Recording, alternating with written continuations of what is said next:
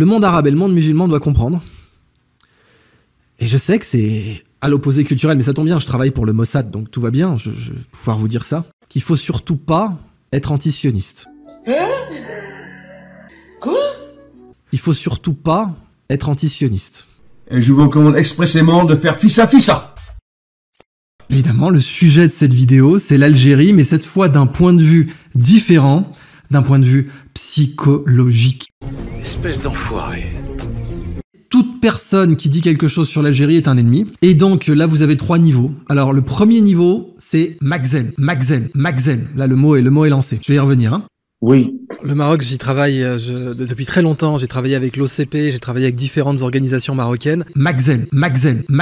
Qu'il faut surtout pas être antisioniste. Et ce soir, je vais parler de l'intérêt d'aimer son travail pour mieux l'exécuter. Le deuxième niveau, c'est sioniste. Oui. Bonne question, Hadi. Il faut surtout pas être antisioniste. Oui, hein, ennemi de l'Algérie, tout ça. Et le troisième niveau, c'est Arki. Là, vous avez le tiers C+, c'est-à-dire que vous savez que vous avez touché un somnambule quand vous avez ça. Et je vois à cette photo-là qu'il était haut dignitaire d'une loge de francs-maçons. Pour les vrais amis de l'Algérie, je vais vous demander de ne jamais prendre ça comme exemple du futur de l'Algérie. Viva l'Algérie!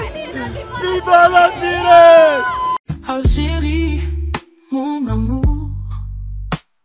Algérie, pour toujours. Je te garderai dans mon cœur jusqu'à mon dernier souffle. Jusqu'à mon dernier souffle. Jusqu'à mon dernier souffle. Jusqu'à mon dernier souffle. Jusqu'à mon dernier souffle. Jusqu'à mon dernier souffle. Jusqu'à mon dernier souffle. ومعاك يا الخضرة وديري الحالة وديري الحالة L'antisionisme, même le plus militant, même le plus radical, me paraît une idéologie légitime. On a le droit non seulement de critiquer la politique d'Israël, mais même de s'interroger sur la légitimité de cet État. C'est ok. Et j'ai pas peur de dire qu'Attali n'est pas du tout celui qu'on croit.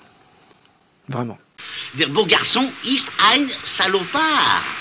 Ein grosse salopard. Vraiment. Il y a une scène dans un film de Guy Ritchie, Rock'n'Roller, que j'aime beaucoup. Tu inspires et puis en expirant, tu dis ben, je m'en fous. Au XXe siècle, le pouvoir, c'était quand vous étiez capable de transformer une belle planète bleue en planète rouge. Ça, c'était le pouvoir du XXe siècle. Si vous aviez la capacité de transformer une belle planète bleue et verte en planète rouge, eh bien vous étiez puissant, et ça s'appelait les armes de destruction massive. Eh bien mon idée, c'est qu'au XXIe siècle, le pouvoir, ce sera l'inverse. La capacité de passer d'une planète rouge à une planète bleue.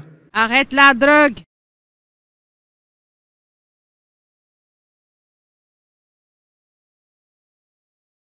Et là qui va là. Et là ça va pas. Oh là je suis là. Heureusement, on a des gens comme Elon Musk qui aujourd'hui disent « J'aimerais bien mourir sur Mars ». J'aime bien ce mec. I am definitely not evil.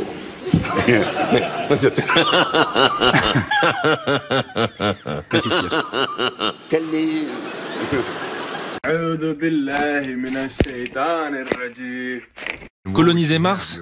Mais pourquoi? Pour envoyer des gens vivre là-bas, enfermés dans une bulle, sous terre, au milieu d'un spectacle de désolation? Tout ce que nous on considère comme la beauté y est absent. Il n'y a rien. Aucune humanité dans ce projet. Si on mettait toutes ces ressources pour sauver notre planète, ça profiterait à toute l'humanité. Et pas seulement à ce petit groupe de personnes, dont j'espère qu'Elon sera le premier, qui iront s'échouer sur Mars.